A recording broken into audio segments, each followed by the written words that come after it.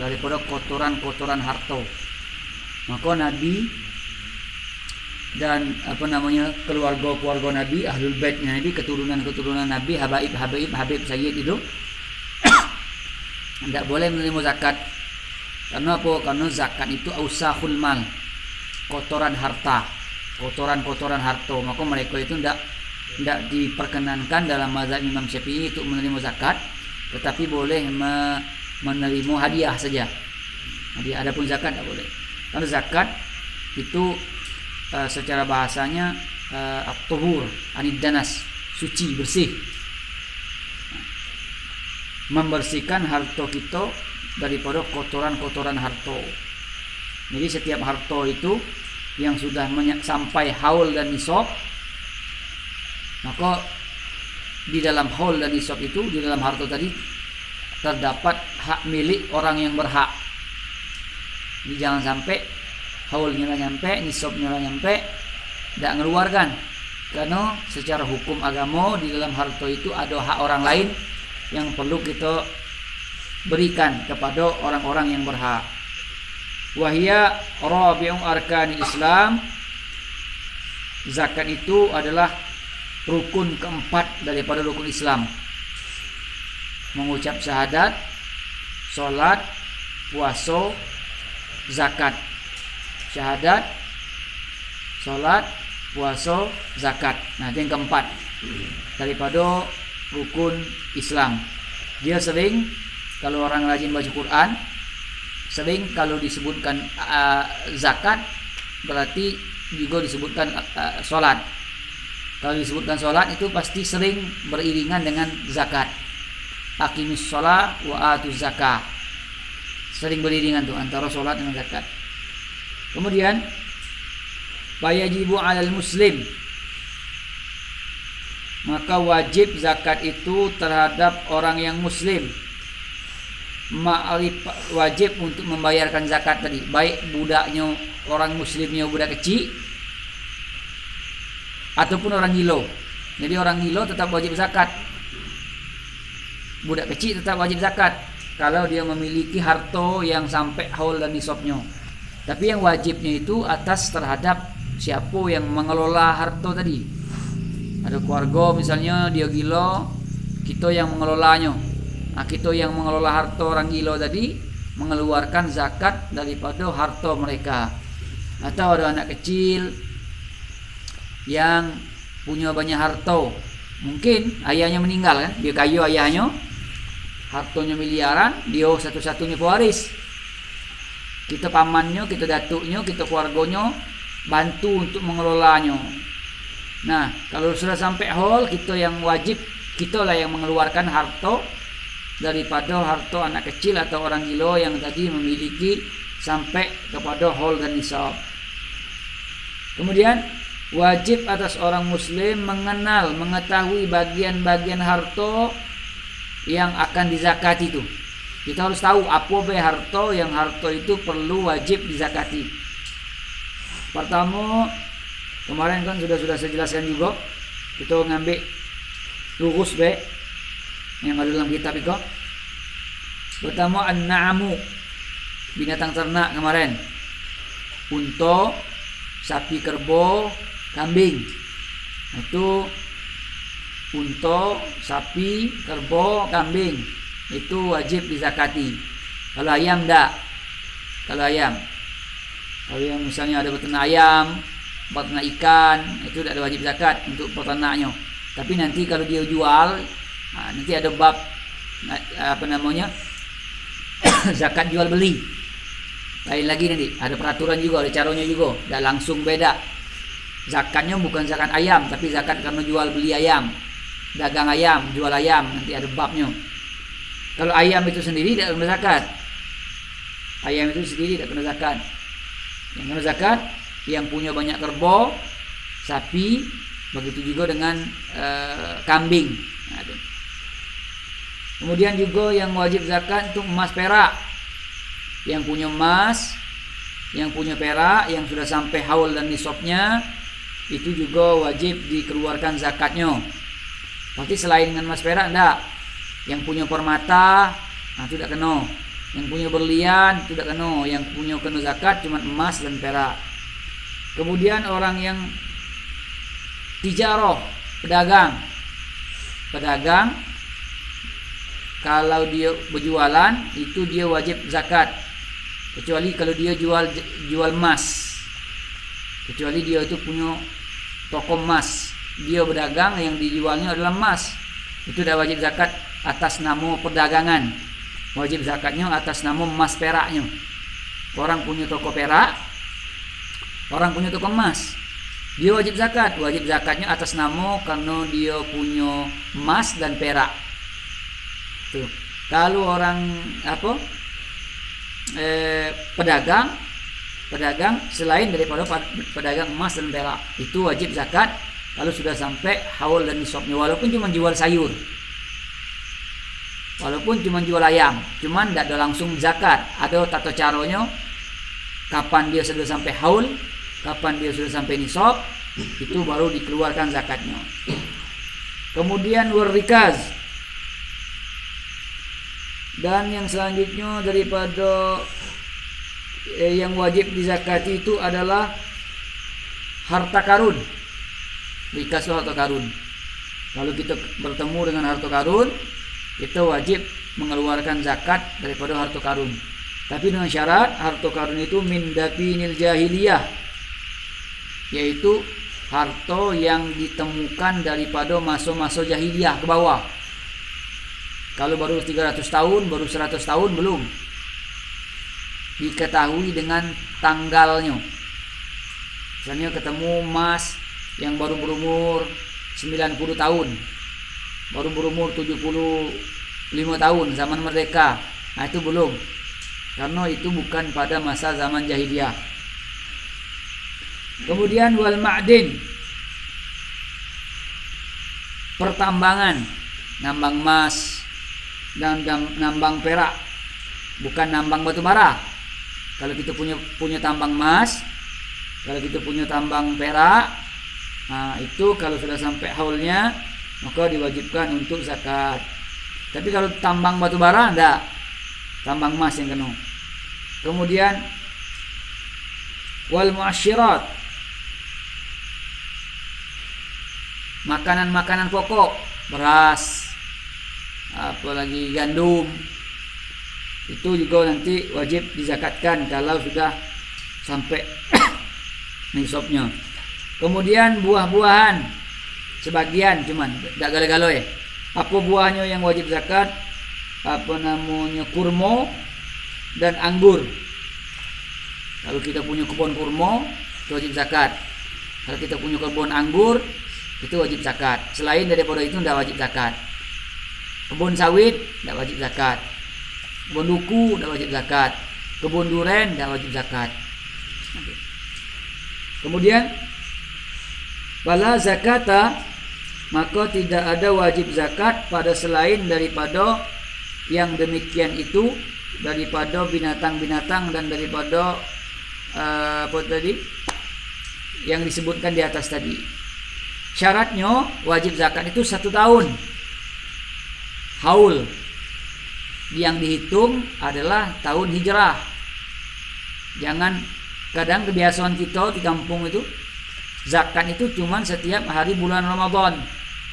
Tidak mesti Ramadan, karena kadang-kadang haulnya belum nyampe, karena yang dihitung tuh haul. Kalau sekarang bulan Muharram kita mulai, berarti bulan Muharram tahun depan. Kalau Safar tahun iko, berarti Safar tahun depan. Kalau dimulai daripada Ramadan tahun iko, berarti Ramadan tahun depan. Jangan dibiasakan zakat hanya pada bulan Ramadan. Kadang-kadang belum sampai haul, kadang-kadang sudah lewat haulnya.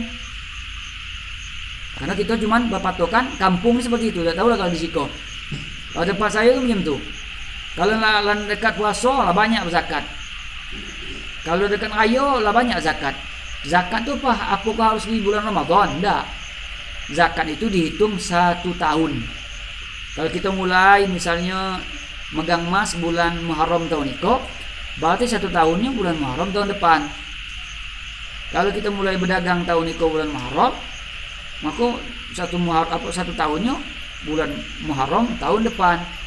Kita mulai sekarang, Muharram sekarang, Ramadan kita lah sudah zakat. Nah itu tidak zakat namanya. Tidak zakat namanya. Boleh, tapi bukan zakat. Bisa sedekah sunnah biasa. Itu, jangan sampai terbiasa tuh. Di kampung tuh kadang-kadang aneh. Belum nyampe setahun berzakat. Tapi kalau nak magi tidak jadi masalah. Cuman atas nama zakat. Kadang ada pula zakat tuh zakat kain. Kain nih zakat. Saya pernah datang orang ke rumah bulan Ramadan, dekat ayo tok dia buka. Ada apa? Saya nak zakat, gua nyampaikan zakat. Apa zakat apa? Kain. Apa pula zakat kain? Dati zakat kain.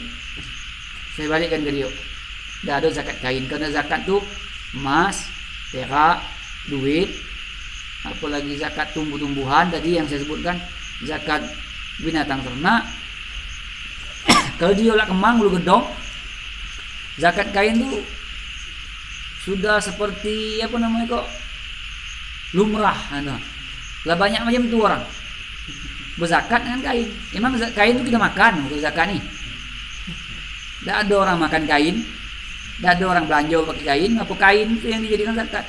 Karena itu tadi, karena beramalnya tak ada berdasarkan ilmu, cuman sekedar beramal be. Orang zakat, zakat belum nyampe hol zakat, lewat hol lah zakat juga. Pas nak berzakat cuma keluarkan zakat kain, ke 75.000, 50.000, 60.000, 100.000. Kalau nak zakat dengan ketentuan yang disebutkan di dalam fikih. Kalau kain, kalau nak bagi hadiah boleh. Saya hadiahkan guru kain, sedekah apa hadiah? Kan enak dengar hadiah. Kalau zakat tak ada zakat kain. Mudah-mudahan di situ dah ada situ tak? Tak ada. Ha? Belum.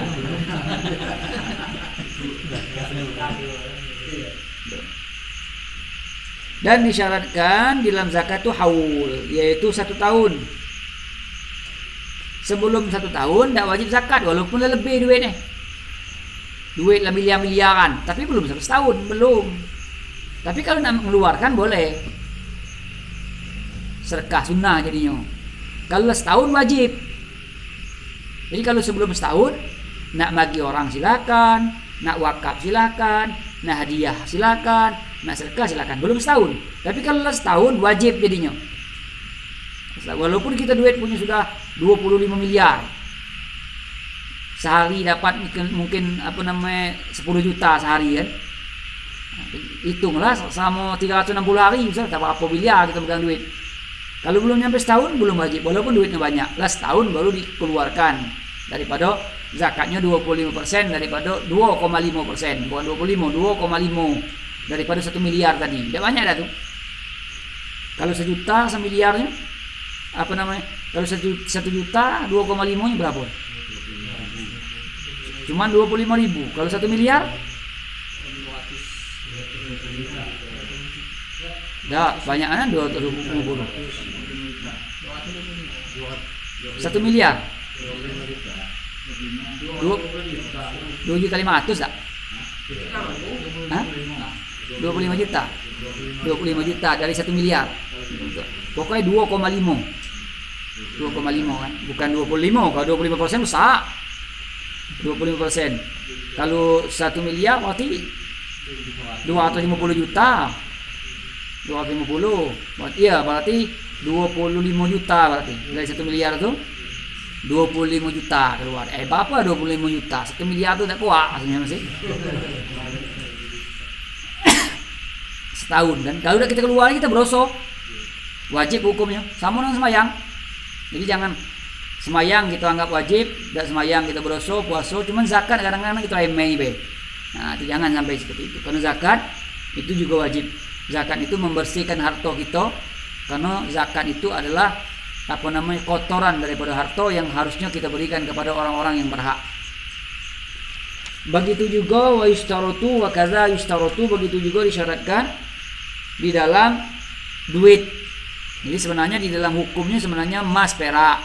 Tapi oleh ulama karena dulu zaman dulu tuh emas perak yang dijadikan duit, apa namanya dijadikan alat tukar. Dulu kan tidak ada duit.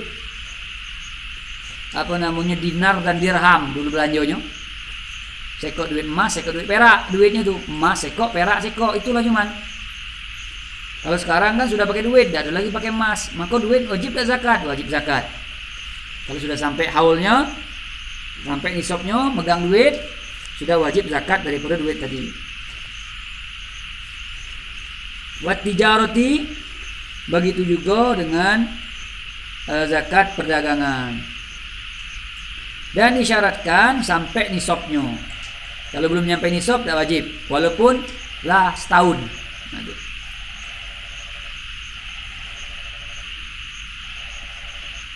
Wa wajibun naqdaini wat tijarati rub'ul usyur. Dan wajibnya daripada zakat emas perak dan zakat perdagangan yaitu 2,5 tadi. Begitu juga dan wajib daripada biji-bijian seperti orang baumo, seperti orang baumo gandum misalnya, yaitu kalau pakai biaya itu 2,5, kalau tanpa biaya itu 10. Bighairil mu'nah al-usyru, yaitu sepersepuluhnya, 1/10. Zakat fitrah, sekarang zakat fitrah. Zakat fitrah hukumnya wajib. Setiap orang budak kecil, orang dewasa, orang gila tetap wajib membayar zakat fitrah. Tapi yang membayarkannya untuk anak kecil, orang gila tadi, walinya. Kalau di rumah kita punya keluarga gila, maka tetap kita wajib keluarkan zakat untuk dia. Kalau kita punya anak kecil, maka tetap kita wajibkan zakat untuk dia. Nah, zakat itu wajibnya atas setiap orang. Bagi orang yang makanannya ada pada hari raya. Karena hari raya itu adalah hari bahagia, maka kita harus ada makan galau. Jadi siapapun yang malam itu, malam hari raya dan hari rayanya duit makan dia ada cukup, maka dia wajib hukumnya untuk mengeluarkan zakat fitrah. Jadi zakat fitrah itu semiskin-miskin orang tetap wajib zakat, kecuali dia memang tidak ketik sama sekali nian. Kalau dia masih ada dikit, dia tetap wajib zakat fitrahnya. Yang penting hari raya dia makan tak, malamnya makan tak, siangnya makan tak. Kalau siangnya makan tak, malamnya juga tak makan, gara-gara dia zakat, maka tak wajib zakat. Kalau malam raya dengan siang raya dia bisa makan, sisanya itu dia wajib untuk dizakatkan. Nah, itu zakat fitrah. Iza fadalat an qutihi wa quti man yaqutuhu yaumal id walailatihi. Wajib zakat fitrah apabila dia mencukupi makan dia, makan orang yang dia wajib menafkahinya, ayah terhadap anak, suami terhadap istri. Hari itu anaknya makan, dia makan, istrinya makan. Kapan? Yaumal id, hari raya, anaknya makan, istrinya makan, dia makan. Walailatihi, malam hari raya dia makan, istrinya makan, anaknya makan. Lebih daripada itu dia wajib zakat. Lebih daripada itu dia wajib zakat daripada zakat fitrah. Berapa? Arba'atu amdad bimuddin nabi, yaitu 4 mud daripada mudnya nabi. Mud tu 1 ikah. Bahasa kita tu 1 mud dalam bahasa Arab. 4. 1, 2, 3, 4. 1, 2, 3, 4. Seraup mengko. Tapi mudnya mud nabi. Nabi itu kan orang Arab, gedang besar. Mud kita kok kecil. Maka oleh ulama diliterkan. Lebih kurang berapa? 3,2, ya 2,5 kilo sudah masuk. 2,6 boleh, 2,7 boleh. Sebagian ulama nyebutnya 2,7 untuk ihtiyat, hati-hati dibuat 3 juga tak apa. 3 kilo. Daripada kurang lebih baik lebih. Cuman kampunan cuman berapa on lagi kan? Cukup kan 3 kilo. Kita juga mengeluarkan setahun sekali juga. Tak apa lebih daripada 2,5. Wa tajibun niyatu fil jami'. Aku kadang-kadang salah nih. Wajib pakai niat. Saya berniat mengeluarkan zakat fitrah untuk diri saya. Karena Allah Ta'ala. Ngarangan gitu. Zakat pagi-pagi be. Innamal a'malu binniat. Semua amal itu harus dengan niat. Kalau tidak ada niat, tidak jadi amal. Maka kata ulama, yang namanya amal soleh itu harus mencakup daripada niat dan harus mencakup daripada ilmu. Kalau yang namanya amal soleh tanpa niat, tidak jadi amal soleh. Kalau amal soleh tanpa ilmu juga tidak ada jadi amal soleh. Jadinya adat, kebiasaan be. Jadi yang namanya amal harus mencakup an-niyatu wal ilmu. Niat, karena innamal a'malu binniyat. Setiap sesuatu harus dengan niat, kata Nabi. Wal amal, kata ulama, wa kullu man bi ghairi ilmin ya'malu a'maluhu mardudatun la tuqbalu. Siapa saja yang salat, siapa saja yang puasa, siapa saja yang zakat, siapa saja yang haji, siapa saja yang beramal tanpa adanya ilmu, tidak tahu mana sunnah, mana wajib, mana sah, mana tidak sah, a'maluhu mardudatun la tuqbalu. Sembahyangnya, puasanya, zakatnya, hajinya mardud, ditolak dan tidak diterima. Maka ibadatul alim afdal min ibadatil jahil, min alfi ibadatil jahil. Seorang alim yang sembahyang 1 rakaat, seorang yang ngaji yang sembahyang 1 rakaat, seorang yang belajar, telah pernah belajar ngaji dia tentang sholat, dia sembahyang, lebih baik daripada sembahyang orang yang tidak ngaji 1000 rakaat. Kita lah ngaji tentang bab sembahyang, lah mempelajari mana sunnah-sunnah dalam sembahyang, lah mempelajari mana wajib-wajib dalam sembahyang, mana yang makruh, mana yang muakkad, mana ghairu muakkad, mana yang ab'ad, mana yang hayat dalam sembahyang, mana yang afdal, mana yang ghairu afdal dalam sembahyang. Lah tahu sembahyang walaupun cuma 2 rakaat lebih baik, lebih utama daripada orang yang sembahyang 1000 rakaat tapi tidak pernah belajar tentang bagaimana cara sembahyang. Nah itu. Maka al-alim orang yang alim afdal min alfi abid. Orang yang berilmu, yang belajar itu lebih baik daripada 1000 orang ahli ibadah. Ada 1000 orang sampai jidatnya hitam saking ngajinya sembahyang tapi kosong. Lebih baiklah orang yang sembahyang 1 rakaat 2 rakaat tapi tahu mana sunnah, mana wajib, mana makruh, mana haram di dalam ibadah. Nah, itu. Kemudian wala yajuzu an yusrafa zakatu wal fitru illa ila hurrin wa muslimin. Tidak boleh zakat itu ditunaikan kecuali adalah kepada orang merdeka dan kepada orang yang muslim. Jadi tidak boleh bagi zakat kepada orang kafir. Kalau nak bagi dia bukan zakat, boleh sedekah biasa. Kalau zakat harus diberikan kepada orang Islam. Kita boleh hadiah, ada tetangga orang Kristen miskin bagi hadiah, boleh. Kalau bagi zakat tidak boleh, karena zakat harus kepada orang-orang yang muslim dan harus kepada orang merdeka. Kenapa harus kepada orang merdeka? Orang budak tidak boleh menerima zakat. Kenapa dia tidak boleh menerima zakat? Karena kalau dia menerima zakat, maka zakat tadi akan menjadi milik tuannya. Sedangkan tuannya itu kalau dia sudah punya budak, berarti dia kaya. Berarti dia tidak boleh si budak tadi menerima zakat. Kalau kita bagi dia zakat duit 1 juta, maka duit itu jadi miliknya siapa? Milik tuan, bos dia. Maka dia tidak boleh, karena bosnya itu kaya. Tapi bagaimana dia makan? Makan si budak adalah tanggung jawab daripada si pemilik budak itu dewek, bosnya. Nah itu.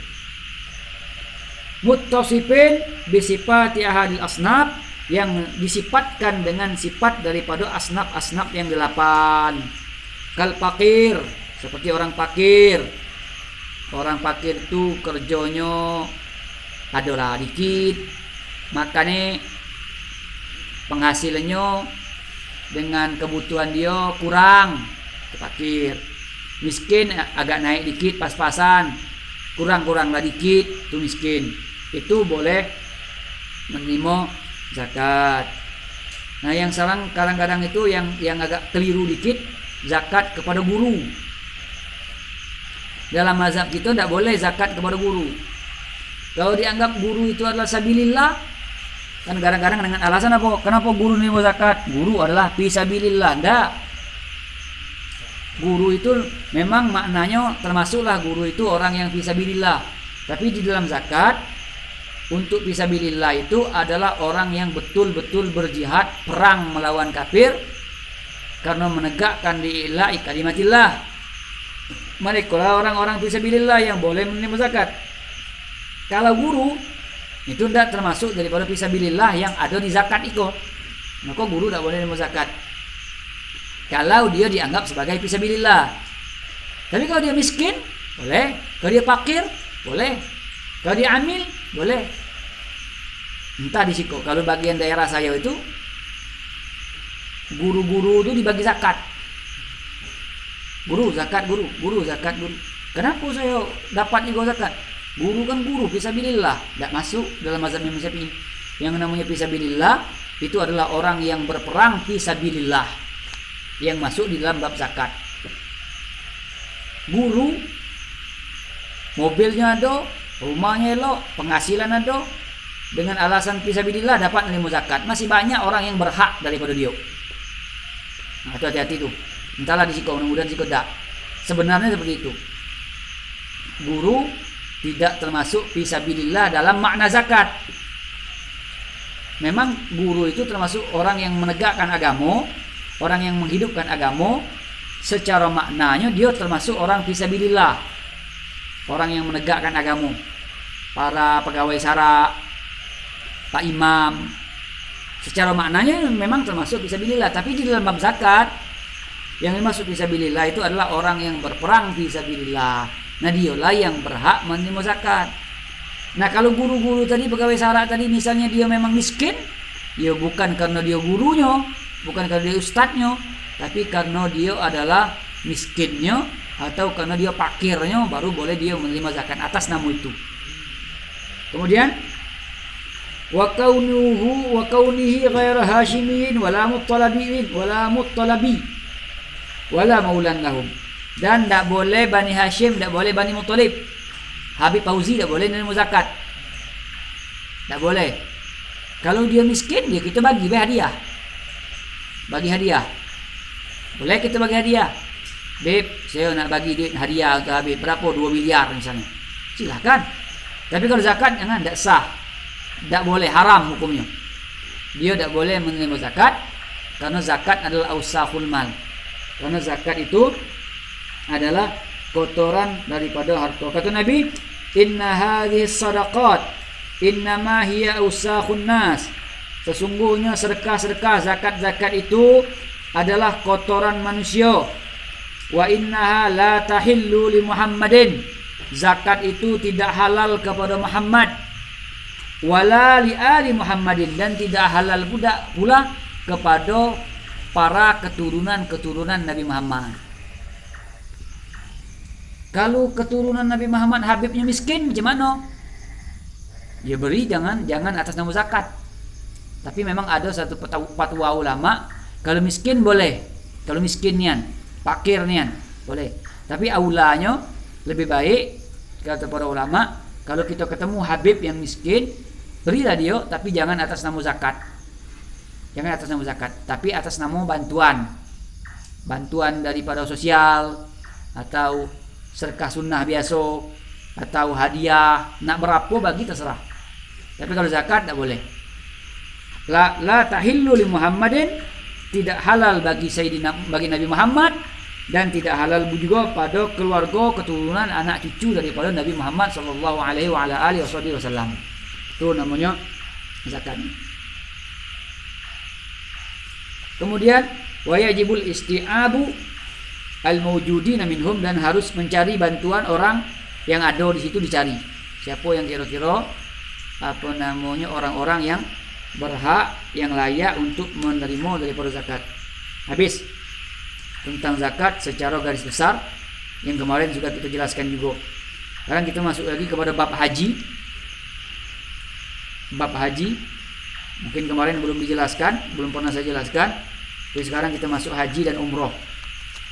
Kata Allah Subhanahu wa taala, "Atimmul hajja wal umrata lillah." Tunaikanlah haji dan tunaikanlah umrah lillah, karena Allah Subhanahu wa taala. Haji itu adalah rukun Islam yang kelima. Haji hukumnya wajib, umrah pun hukumnya wajib. Umrah juga wajib. Umrah juga wajib. Cuman bedanya haji itu termasuk rukun Islam, sedangkan umrah tidak termasuk rukun Islam. Dulu ada Sayyidatina Aisyah bertanya, "Ya Rasulullah," hadisnya dhaif, "umrah awajibatun hi?" Kata Sayyidatina Aisyah bertanya kepada Nabi SAW, "Ya Rasulullah, umrah itu apakah wajib?" Kata Sayyidatina Aisyah kepada Nabi, bertanya kepada Nabi, jawab Nabi, "La, tidak wajib." Tapi kata ulama fikih, hadis ini adalah hadisnya dhaif. Maka ittifaqlah para ulama annal hajja wajibatun, bahwasanya haji itu hukumnya wajib. Begitu juga dengan umrah, hukumnya juga wajib, tapi manis tata'a ilaihi sabila, kalau mampu. Kita ada duit haji, kalau sudah haji lah pasti masuk umrah. Kalau umrah belum tentu haji. Kalau dia sudah haji, ya sudah umrah berarti nanti. Karena sudah haji itu mudah umrah. Umrah itu dalam sehari bisa 4 kali, bisa 5 kali. Tidak ada batasan. Asal sanggup, asal kuat, asal sehat fisik kita, bisa banyak-banyak umrah dalam sehari. Tapi kalau haji tidak, pada bulan-bulan tertentu. Zulqa'dah, Zulhijjah. Itulah bulan-bulan haji. Sedangkan umrah tidak. Sekarang boleh umrah, besok pagi boleh umrah, sore boleh umrah, pagi boleh umrah, siang boleh umrah, malam pun boleh umrah. Karena umrah itu tidak banyak, tidak pakai wukuf. Perbedaannya nanti, perbedaan yang paling mencolok antara umrah dan haji adalah wukuf di Arafah. Sedangkan haji pakai wukuf di Arafah, umrah tidak pakai wukuf. Jadi kalau kita punya duit, mampu, duitnya ada, kalau kita pergi haji, kalau kita pergi umrah, orang yang kita tinggalkan itu dapat ada makan, ada bekal, dan kita berangkatnya ada bekal pergi, bekal balik, kira-kira duit kita tadi, maka kita wajiblah pergi haji ataupun pergi umrah. Jadi kalau kita haji kan sekarang susah, sampai 30 tahun mungkin nak daftar, maka minimal kita umrah jadilah. Kalau duitnya ada. Kalau umrah kan tak nunggu-nunggu dak. 30 juta duit ada, sisipkanlah duit tadi 30 juta untuk umrah. Enak tuh. Jalan-jalan, sambil jalan-jalan. Daripada kita jalan ke Bali, daripada kita jalan ke Jakarta, daripada kita jalan ke situ, lebih baik ke Mekah. 30 juta. Jalan-jalan plus ibadah. Kalau jalan-jalannya ke Singapura, jalan-jalan tapi banyaklah dosa. Jalan-jalan ke Malaysia macam itu juga. Enaklah pergi haji, enaklah pergi umrah. Berapalah 30 juta lebih kurang umrah gini tuh. Kalau duit lebih ada, jangan disimpan-simpan. Kita mati tak tahu kapan. Nyimpan duit banyak, 2 miliar, 3 miliar, duit habis, awak meninggal, anak babut, bini babut, awak mati sengsara, dah ada haji, dah ada umrah, orang di atas babut duit awak yang awak simpan. Nah, maka kalau selagi ada duit, anak tu kagilah dulu. Yang penting wajib makan. Wajib makan dia, wajib nafkah dia. Duit ada 30 juta, berangkat umrah. Karena umrah juga kata ulama dihukumkan sebagai ibadah yang wajib, tapi manis tata'a ilaihi sabila, bagi orang yang mampu untuk melaksanakan umrah dan haji tadi. Wa huwa fardun ala kulli muslimin mukallafin hurrin wa kadzal umrah. Dan haji itu wajib atas orang muslim, orang kafir tak wajib. orang mukallaf, Islam, baligh, akil, orang merdeka. Wa kazal umratu, begitu juga dengan umrah, wajib hukumnya dilaksanakan. Fil umri marrah, di dalam seumur hidup minimal 1 kali. Kalau kita bisa setiap tahun haji, ngapa tidak? Kalau di Yaman tuh rata-rata orang-orang kaya tuh tiap tahun haji dia. Karena memang kalau di Yaman itu kan udah ada antrian. Kalau kita kan nyampe mungkin 20 tahunan. Ada orang tuh, sebagian orang-orang berduit, orang-orang Banjar banyak. Dia sengaja nian dari Banjar ke Yaman mau haji, ngambil kuota Yaman. Biayanya lebih murah tanpa nunggu. Biayanya lebih murah. Jatuhnya biayanya lebih mahal juga sih sebenarnya, karena kita nunggu di situ. Sampai nunggu di Yaman tuh sebulan, 2 bulan, 3 bulan, sampai nunggu orang berangkat haji. Banyak seperti itu. Duit lebih. Biaya berangkatnya udah mahal dah. Biaya berangkat haji di Yaman tuh waktu saya di sana tuh sekitar 15 jutaan. Biaya berangkatnya tuh. Tapi naik mobil. Yang 15 jutaan. Udah begitu mahal dah tuh. Kita nunggu dah lagi. Maka kalau banyak orang-orang kaya yang banyak tuh dari Banjar waktu itu. Dia datang dari Banjar itu 1 bus. Memang untuk berangkat haji nian.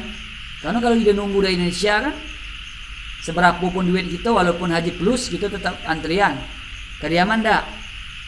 Paling-paling biaya makan ketika di Yaman tuh biaya makan di Yaman sekitar sebulan, 2 bulan.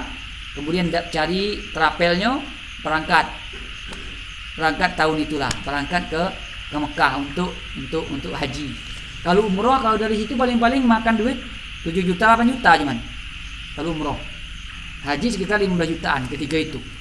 Tanpa antri. Kita nih antrian karena orangnya rame. Orang Indonesia itu rame. Sehingga orang Arab itu pun banyak tahu bahasa Indonesia. Saking seringnya jumpa dengan orang Indonesia. Kita lah isinya belanja tuh. Jangan takut, aku segan pergi haji tuh, pergi umroh tuh. Ada tukang bahasa Arab, di sana orang Arab dan iso. Mudah. Orang Arab tuh pun banyak tukang bahasa Indonesia. Dan kita masuk ke Mekah itu udah sesat. Maksudnya apa? Karena kita banyaknya orang Indonesia di itu. Di mana-mana pun lah. Di negara-negara Islam, Mekah, Mesir, Yaman, pastilah paling banyak orang Indonesia di situ. Jadi kita udah sesat dah itu. Dan susah dah bercakap. Dan tukang bahasa Arab, orang Indonesia pun banyak. Dan kadang-kadang orang Arab pun bisa bahasa Indonesia. Dan orang Arab tuh kadang-kadang dia jual bakwan lagi. Iya. Dulu di Yaman tuh seperti itu. Bulan puasa dia pakai troli apa namanya kok? Untuk orang tukang bangunan tuh. Depan pondok saya tuh. Angkong 2 angkong dia bawa bakwan. Dia tahu budaya Indonesia, kalau puasa kan di tempat saya itu udah boleh pakai kompor. Jadi dia setiap sore jam 4 sudah asar tuh pakai angkong, 2 angkong. Setengah jam habis bakwan tuh. Dia belajar dari Indonesia gimana cara buat bakwan. Kubis banyak kan, kol banyak, di situ banyak kol. Tinggal cari tepung, garam, buat dia bakwan. Dia sampai setengah jam setelah bulan puasa 2 angkong tuh habis tuh. Orang Arab yang jual. Orang Arab. Dia belajarnya. Ada yang jual pempek, belajar dia dengan orang Palembang. Nah ini kan. Jual dia. Karena kesempatan nyari duit. Kalau orang Arab tuh lebih senang kepada apa? Dagang. Cino, Arab itu pedagang. Apalagi Cino kan. Nah itu. Kemudian bisyaratil istita'ah, haji wajib dengan syarat mampu. Umroh wajib dengan syarat mampu. Sering kita dengar umroh itu sunnah. Sebenarnya dalam mazhab Imam Syafi'i, umroh itu wajib. Kalau kita tahu, kalau semua orang tahu haji pasti wajib, semua orang tahu. Cuman pasti ketika ditanya apa hukum umroh, pasti jawabnya sunnah. Sebenarnya hukum umroh itu juga wajib. Kalau kita mampu tapi Samalah posisi dengan haji. Bedanya haji termasuk rukun Islam, sedangkan umrah tidak termasuk rukun Islam. Kemudian wahia an yamlika, orang yang mampu itu an yamlika ma yahtaju ilaihi. Orang yang mampu untuk haji, orang yang mampu umrah adalah dia memiliki bekal pada perjalanan pergi dan balik. Kalau kira-kira duit baliknya, duit perginya ada, duit makan balik perginya ada, orang yang tinggal tak ada kelaparan, makannya ada selama kita di Mekah, maka wajiblah hukumnya pergi haji. Kadang ada ada ulama tu apa namanya, Ibnu Mubarak namanya. Ulama namanya Ibnu Mubarak. Dia pengen pergi haji. Dalam perjalanan daripada dia pengen pergi haji tadi, ketemulah orang tua miskin, tidak makan-makan. Akhirnya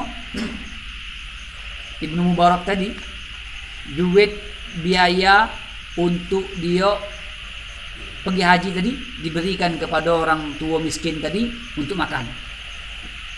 Diberikannya. Sudah. Balik haji dia serompak dengan orang lain balik haji. Orang lain balik haji memang ibadah, dia tak. Sampai balik, apa kata orang-orang yang berangkat haji tadi? Ibnu Mubarak tu, orang berangkat haji balik itu disambut. Kata Ibnu Mubarak, saya dah ada haji tak? Saya dah ada haji. Tak, kata kawan-kawannya, Ibnu Mubarak haji. Tak ada saya haji, saya dah berangkat, dah nyampe saya ke Mekah. Duit tadi, duit yang saya bawa, biaya untuk saya pergi haji, biaya untuk saya makan pergi dan ongkos saya tadi, saya berikan kepada orang perempuan miskin tua untuk makan dia. Maka saya dah jadi pergi haji. Enggak, kata dia, kata kawan-kawan ni. Pergi di Kaabah saya jumpa Ibnu Mubarak keliling Kaabah tawaf, di Sa'i ada, di Muzdalifah ada, semuanya ada. Ternyata oleh Allah Subhanahu wa taala, karena Ibnu Mubarak tadi duitnya tadi diberikannya, dinafkahkannya kepada orang yang butuh, maka Allah gantilah malaikat yang menggantikan dia untuk haji selama dia pergi haji. Nah itu. Jadi kadang-kadang kita pergi haji lupa bahwa samping kita kok ada yang tidak makan, tetangga kita kok ada yang tidak makan. Kita lebih mendekatkan kepada Allah, tapi kita lupa dekatnya kita bagi makannya kita kepada orang miskin itu lebih mendekatkan diri kita kepada Allah Subhanahu wa taala. Cuman jarang. Biasanya kalau orang pergi haji itu sekitarnya lah ada lah kalau makan dia untuk kebutuhan dia. Kemudian dan wa nafaqata man talzamuhu nafaqatahu ila rujuk, dan wajib juga pergi haji dengan syarat dia punya nafkah, orang yang wajib dia nafkahi seperti anaknya, istrinya, orang tuanya selama dia pergi haji dan pergi umrah. A'malul haji salah satu asya. Orang haji itu ada 3 macam perbuatan, gawean, kegiatan. Pertama ada rukun haji. Kalau rukun haji ditinggalkan, hajinya tak sah. Karena dia rukun. Yang kedua wajibul haji. Wajib dalam haji beda. Rukun haji dengan wajib dalam haji beda. Kalau rukun haji, kalau dia tinggalkan, hajinya tak sah. Kalau wajib haji dia tinggalkan, yang wajib dalam haji dia tinggalkan, hajinya tetap sah, tapi nanti dia wajib bayar dam. Jadi ada yang wajib, ada yang rukun, ada yang sunnah. Yang sunnah itu dikerjakan boleh, tidak dikerjakan tidak apa-apa. Kalau yang wajib yang dalam haji itu kalau kita kerjakan sah, kalau tidak kita kerjakan hajinya juga tetap sah. Cuman nanti akan ada bayar dam namanya, tebusan. Kalau rukun tidak bisa. Kalau rukunnya tinggal, maka hajinya memang tidak sah kalau rukunnya tinggal. Jadi ada rukun haji, ada wajibatul haji, ada sunanul haji. Kalau rukun haji tinggal tidak sah. Kalau wajibatul haji tinggal sah tapi wajib bayar dam. Kalau sunanul haji tinggal tidak ada apa-apa, dikerjakan juga tidak ada apa-apa, tidak ada kena dam pula. Nah itu dalam haji itu. Kemudian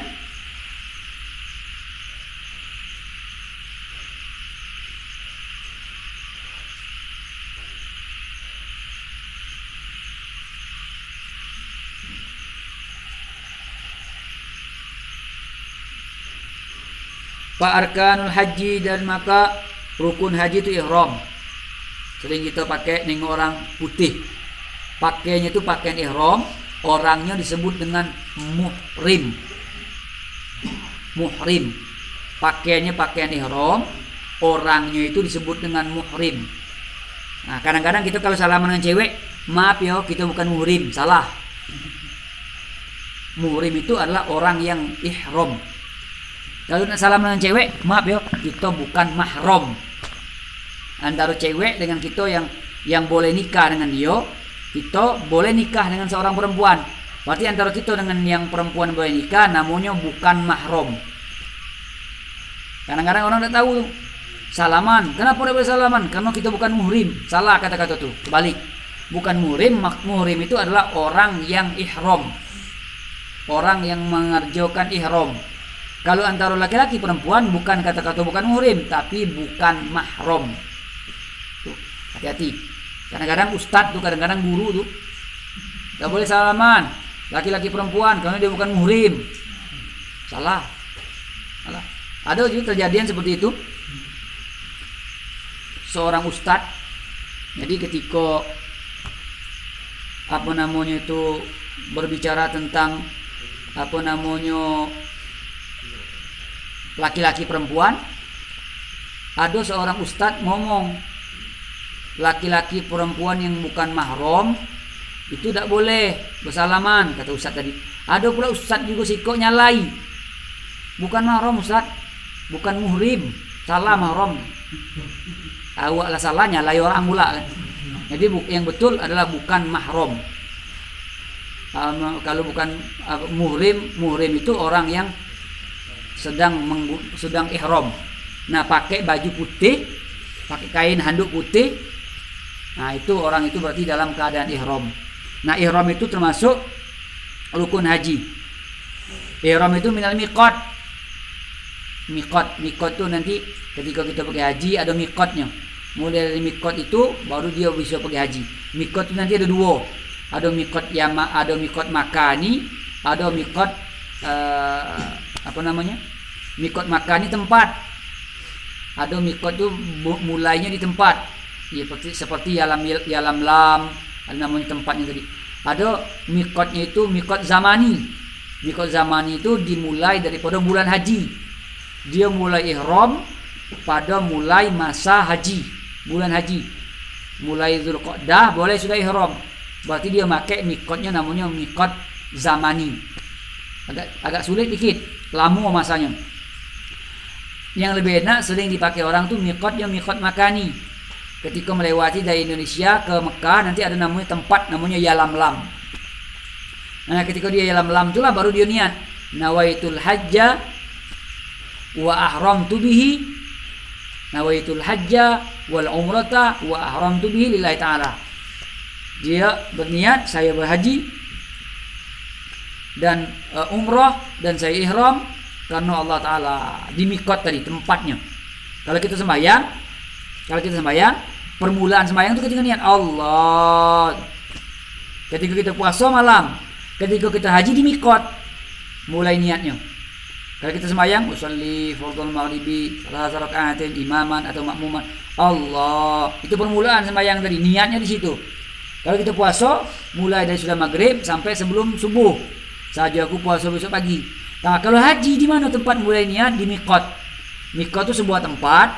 Tempat itulah ditetapkan oleh agama. Tempat itulah kita mulai berniat haji. Niat ihram dan memakai pakaian ihram. Nah, itu. Baik nanti mikotnya mikot makani ataupun nanti mikotnya mikot zamani. Mikot makani artinya dia berniat mulai pada batasan yang ditentukan oleh agama, tempat yang ditentukan. Kalau mikot zamani, mikotnya berarti dia ihram nanti di bulan-bulan tertentu, di bulan haji. Dia ihramnya di niat puasa, niat hajinya di bulan-bulan haji. Kemudian wa huwa niyatud dukhul fil haji. Ihram itu adalah dia niat untuk melaksanakan haji. Wa yustahabbu, dan diniatkan dia mengucapkan nawaitul hajja wa ahramtu bihi lillahi ta'ala. Atau dia umrah juga, nawaitul umrata wa ahramtu bihi lillahi ta'ala. Atau haji dan umrah digabung, nawaitul hajja wal umrata wa ahramtu bihi lillahi ta'ala. Wala yasihhu ihramu bil haji illa fi ashhurihi. Jadi kalau kita nak pergi haji itu belajar dulu. Jangan cuma mengandalkan manasik. Kalau kita pergi umrah itu nak belajar dulu. Jangan juga sampai mengandalkan manasik. Manasik itu orang ngajar cuma nak ngarapkan duit be, ngajar sekedar-kedar be, dak pakai kitab. Sampai Ka'bah kita disuruh keliling, macam tu be. Karena dia materi kita dapat duit. Maka nak ngaji pakai kitab. Kalau kami dulu di Yaman, siapa yang nak pergi umrah, siapa yang nak pergi haji, ngaji kitab dulu, setebal itu kitab haji. Sedangkan awak manasik haji itu kan belajar haji tuh, prakteknya cuman belajar seminggu. Dah pakai kitab pula tuh. Cuman kebetulan dia pernah haji, dia pernah umrah, dia tahu cara Sedangkan kami dulu di Yaman, nak haji, suruh belajar kitab setebal itu dulu. Tentang haji, tentang umrah. Kenapa? Jangan sampai duit 50 juta, duit 30 juta itu sia-sia. Mahal biaya umrah itu 30 juta. Mahal lah biaya haji itu 50, 60 juta, 100 juta. Sedangkan kita tidak ada belajar. Maka timbul yang tadi, orang yang beribadah, sembahyang, puasa, zakat, haji tanpa ilmu tidak diterima. Maka sebelum umrah, sebelum haji, jangan hanya mengandalkan manasik haji yang diajarkan oleh terapel tuh. Ngaji dulu kitab, cari bab haji. Baru kita tahu mana sunnah-sunnahnya, mana wajib-wajibnya, mana makruh-makruhnya, mana rukun-rukunnya, mana yang sunnah-sunnah dalam haji. Baru sembahyang sempurna, baru haji kita sempurna. Jadi duit yang kita pakai 50-30 juta tadi dengan jumlah yang besar itu tidak sia-sia. Banyak orang habiskan duit puluhan juta pergi haji, tidak ngaji. Tak pahala, tak hasil, cuma dapat pangkat haji. Kalau orang balik haji panggilan Pak Haji, kalau orang balik umrah panggilan Pak Umroh.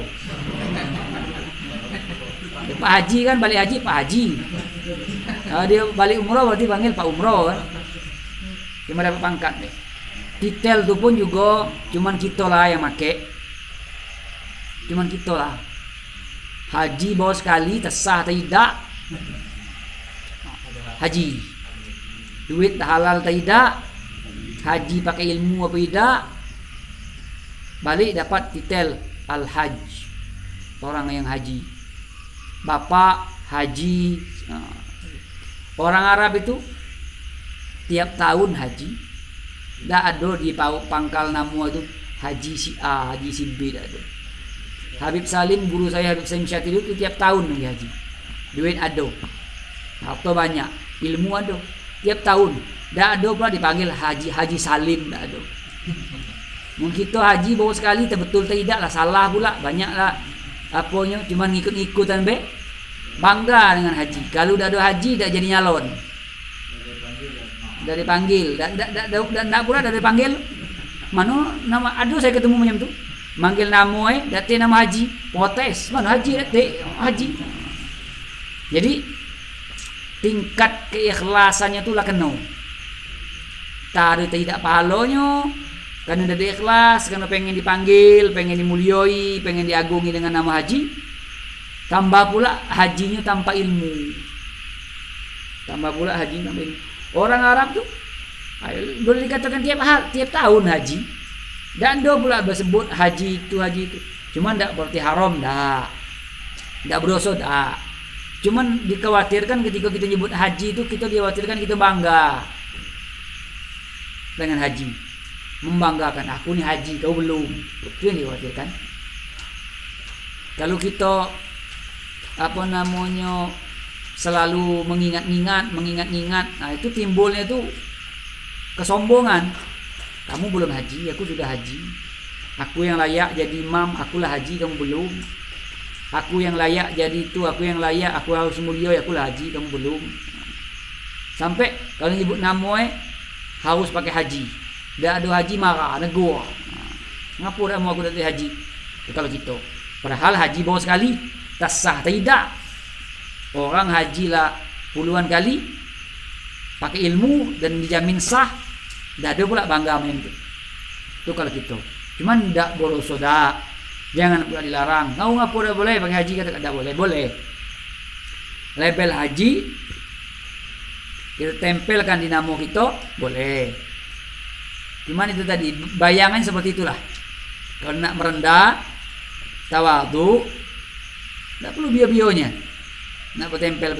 Biarlah Tuhan yang nilai, jangan kita minta nilai dia orang awal haji.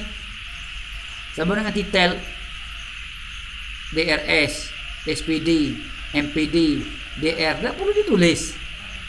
Biarlah orang nilai dewek, biarlah Allah nilai dewek. Nak pakai DR-nya bertulis di situ kan, doktor, MPD. Yang timbul nanti apa? Sombong. Kamu, akulah S3, akulah S2. Karena setiap buat nama kita minta nama kita tuh pakai DR. Doktor ujung. Pakai MPD, pakai SPD. Secara tidak langsung ketika itu apa? Yang ada merasa kesombongan. Secara tidak langsung kita tuh menganggap aku ini sudah berpendidikan. Padahal kulitnya tebal, isinya tipis. Ada orang itu kan, doktor, tebal kulitnya itu, tapi ketika isinya kosong, sampulnya tebal. Orang haji, orang doktor, sampulnya tebal. Tengok isinya detik, kosong, dikit, tipis. Ada orang isi tebal, sampulnya tidak ada. Macam ulama-ulama dulu kan, tidak ada pula pakai doktor, profesor, tidak ada sampul.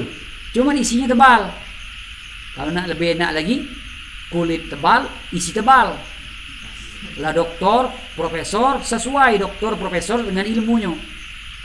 Kadang doktor dia bersebutnya doktor, sekali pas baca Quran salah, pas nulis Arab salah. Saya jumpa tuh, saya kuliah di S2 di UIN, doktor nulis Arab ke tukang, kacau di dosen. Doktor kuliah S3, budak yang cuma tamat pesantren dari S1 nulis Arab betul, ke doktor nulis Arab salah. Katanya doktor dalam bidang agama pula. Nauzubillah ini. Tapi tak galau-galau. Doktor Yusuf, syekh kita itu kan, kulitnya tebal, isinya tebal. Ada juga yang memang kulitnya elok, isinya juga elok. Kebanyakan macam itulah. Karena dia tadi apa? Ngejar belajarnya itu niatnya lah ubah. Niat belajar itu kan lillah, menghilangkan kebodohan pada diri dewek, menghilangkan kebodohan pada orang lain, lillahi ta'ala. Dia nak niat kuliah itu untuk apa? Untuk jadi dosen, untuk cari duit. Banyak tuh demi sertifikasi kuliah. Ada. Tahu sertifikasi tak? Sertifikasi kalau guru-guru kan ada tuh. Guru sertifikasi. Dia belum S1. Syarat sertifikasi itu harus S1. Pak soal kuliah. Kuliah tadi untuk apa? Bukan hanya ilmu, untuk ngejar sertifikasi tadi. Saya pernah kuliah di UIN itu, saya nanya.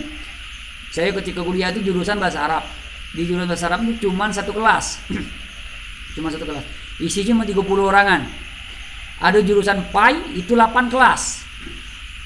Jurusan bahasa Arab cuma satu kelas, isi 30 orangan, 35-an, tak sampai 40. Ada jurusan PAI ketika itu 8 kelas. 8 kelas. Setiap kelas tuh isinya 40-an. Saking rame. Saya tanyalah kepada salah satu tuh, kamu kenapa banyak yang pengen masuk PAI? Apa tuh Jen? Pengen jadi PNS. Jadi niat belajar tuh hilang. Niat belajar tuh bukan untuk lillah lagi, pengen jadi gawe, pengen jadi kerja, pengen dapat titel. Kerja titel itu pentingnya zaman gini tuh.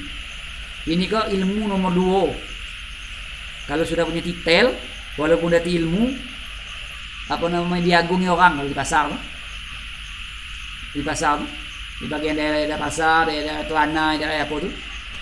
Asal pada bercakap, punya S1, punya S2, entah bisa tidak agama, asal ada doktor dengan S2, S1, S2, S3, bisa lah khutbah tuh. Bisa lah ngajar. Orang sepinta-pinta orang sana tuh, dari S1, dari S2, dari S3, dari diterima orang. Zaman gini macam tu. Zaman gini gitu. Mengandalkan apa? Mengandalkan titel. Sedangkan lebih baik orang yang ngaji daripada orang yang kuliah. Karena orang ngaji lillah, orang titel ngejar titel. Bukan titel yang dikejar. Titel tu supaya dapat duit. Orang dapat titel tu dapat duit. Apalagi sudah dapat profesor. Kalau haji, kita ngeluarin duit. Kalau haji, dapat titel haji. Ala kulli hal. Titel boleh dibuat, bukan berarti melarang titel dah. Tulis itu doktor, kiai haji misalnya kan. Kalau masuk kiai haji kan. Tak apa-apa dah berdosa. Cuma hati-hati baik di hati kita. Kalau kita nyebut ada doktor, ada MPD, SPD, MH, SH dan lain sebagainya. Ketika nulis itu ada rasa sombong bahwa aku ini berpendidikan, aku ini punya titel. Lebih baik tidak usah. Karena bisa merusak ibadah gitu. Daripada kita nyebut haji itu kita merasa kita lebih daripada orang lain, lebih baik tidak usah buat nama gelar haji. Kenapa? Daripada merusak daripada ibadah kita dengan kesombongan, dengan riaknya kita, dengan takaburnya kita, dengan merasa lebih hebatnya kita, dengan merasa kita adalah orang yang paling daripada semua sisi ibadahnya dan daripada sisi lebih bermartabatnya dan lain sebagainya. Alhamdulillah lebih baik jangan. Kemudian wala yasih ihram bil haji illa fi ashhurihi. Kalau orang haji dia tak bisa ihram kecuali di bulan-bulannya. Apa bulannya? Bulan Syawal boleh ihram, bulan Zulqa'dah dan 10 daripada bulan Zulhijjah. 10 daripada Zulhijjah. Sampai kapan? Sampai tulu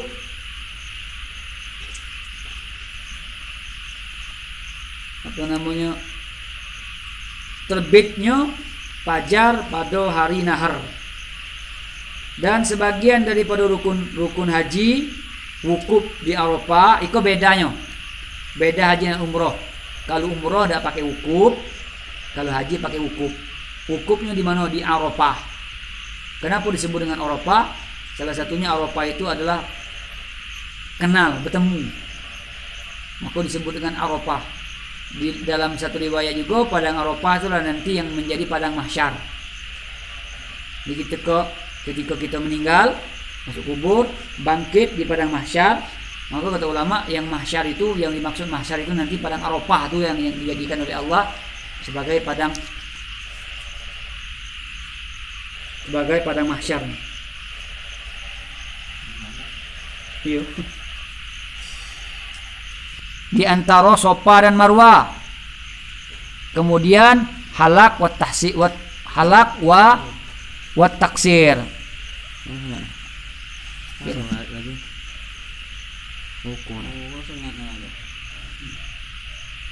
Apa sih? Nyampe ke apa sih? Di dekat kayu. Gua ada nampak merah. Apa ya? Kalau mampu. Nggak. Tadi sampai sini.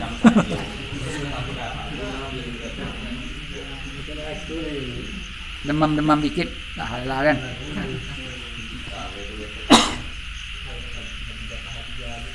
Iya, hadiah dari apa? Tunas baru.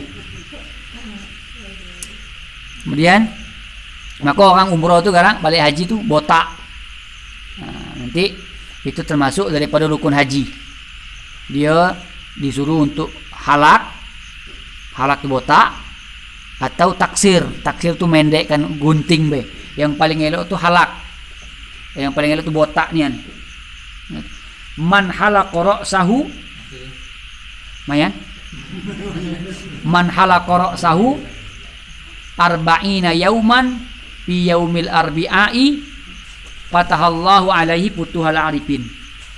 Kalau kita punya anak sunat hukumnya membotai anak kita 40 kali botak di pada setiap hari Rabu. Hadisnya ini, kalau kita membotai anak setiap hari Rabu 40 kali Rabu, itu Allah bukakan putuhal arifin, kemudahan dia belajar. Jadi kalau kita pengen anak kita menjadi orang alim, paham daripada urusan-urusan agama, salah satu ikhtiarnya dibotai anak kita tadi 40 kali di setiap hari Rabu. Sunnah itu. Nah, nanti mulai dari hari Rabu itu kalau kita punya anak, botailah. Dan iyo, kalau kita belum, kita boleh juga botak. Kalau kita belum, saya dulu lah gedang lah botak, hampir setahun botak. Di waktu saya di Yaman dulu. Hadisnya baru ketemu masalahnya. Sebelumnya tidak ketemu. Jadi sampai ke sana ketemu, ada kawan saya Seko budak Batam. Budak Batam itu seperjuangan yang dari awal saya ngaji, cuma dia masih di sana masih gini. Begiliran. Dia mau tai saya, sudah tuh saya mau tai dia selama setahun. Jadi dalam setahun tuh kepala aku bulat macam bola lah upoy. Selama setahun macam itu. Selama itulah saya biasanya tidak pernah botak selama macam itu. Cukup lah kira-kira.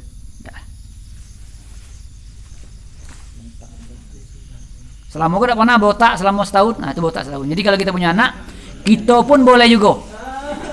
Itu pun boleh juga. Balik ke kebo kaki, belilah jilet gul tu. Nah, botai lah, minta botai di bini setiap hari kebo.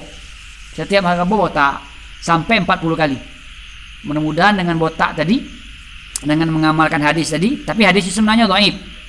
Hadis ini sebenarnya dhaif, tapi untuk fadhailul amal boleh. Untuk fadhailul amal. Mudah-mudahan dengan kita mengamalkan hadis tadi, Allah mudahkan kita dalam mengaji, dalam belajar. Nah, selama 40 hari Rabu botak. Anak kita mumpung masih kecil tuh, botai. Mudah-mudahan mudah dia belajar. Mudah-mudahan mudah dia belajar. Ada hadisnya. Wa arkanul umrati wallahu a'lam bishawab. Cukup lagi.